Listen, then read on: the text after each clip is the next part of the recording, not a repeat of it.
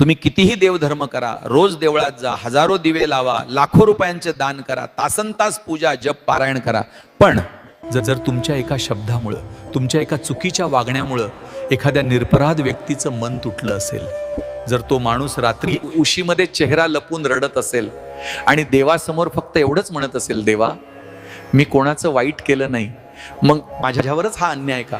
तर लक्षात ठेवा, त्या प्रत्येक अश्रूचा हिशोब देव स्वतः ठेवत असतो देवाच्या न्यायालयात. ना पैसा चालतो, ना सत्ता, ना ओळखी, ना मोठेपणा, तिथे फक्त कर्म बोलतं. म्हणून कोणाचं मन दुखावून देवाला प्रसन्न करण्याचा प्रयत्न कधीच करू नका, कारण देवाला फुलांपेक्षा मनाची पवित्रता जास्त प्रिय असते आणि आरतीपेक्षा दयाळू स्वभाव जास्त आवडतो. लक्षात ठेवा, एखाद्या निरपराध व्यक्तीच्या डोळ्यातून पडलेला एक अश्रू तुमच्या हजारो पूजांवरही भारी पडू शकतो.